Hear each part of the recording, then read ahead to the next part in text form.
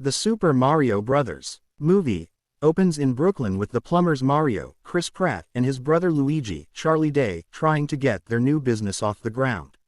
Some Nintendo Easter eggs in the background of these initial scenes should produce a small smile from people of my generation, and there's a bit of inspiration structurally, like a clever early shot in which Mario and Luigi race through the city in a side-scrolling manner that mimics the earlier games.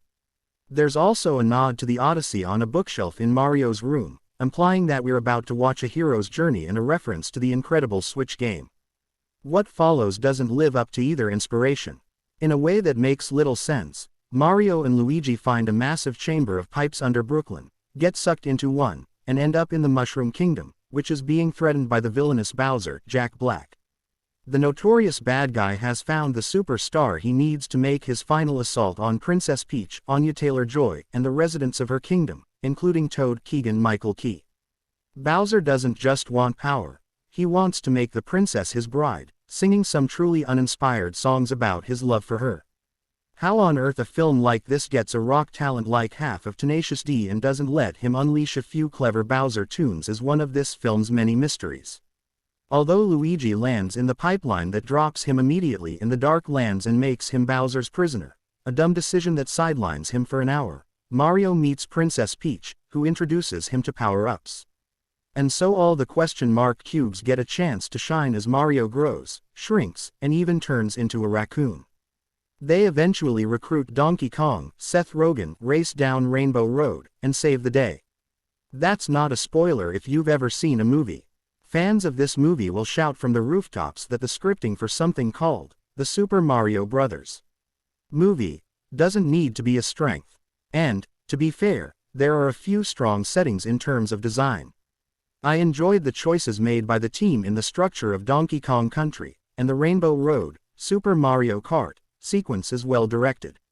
But I would ask why fans of a franchise that has inspired so much love for generations must be satisfied with the absolute minimum regarding storytelling. There are so few actual decisions made in the construction of this film. It's just a collection of visual and character references cobbled together to form a 92-minute movie. Take a risk. Just do something. Anything. It got me thinking about the fun spin-offs that could exist, like a Mad Max, Fury Road version of the Mario Kart sequence that gets energy out of non-stop motion. Or a version that unpacks like the Lego Movie, that's more sharply aware of its references and world building. Something that even incorporates the player like that movie does in the end.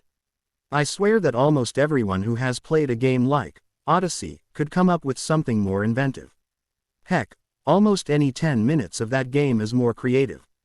It doesn't help that the voice work is uniformly mediocre too.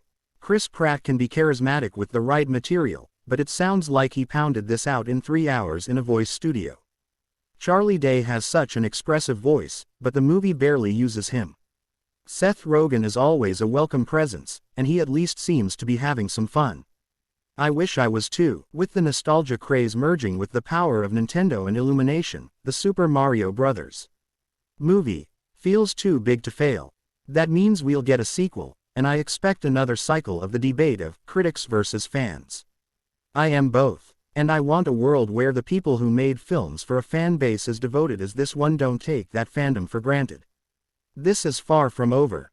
I suspect we will get a ton of films from the NES universe, including Donkey Kong Country, and The Legend of Zelda, and let's not forget Kid Icarus. But we need creators who don't just see these games as products to be referenced but as foundations on which new ideas can be built. That 80s kid who dreamed of Mario deserves it.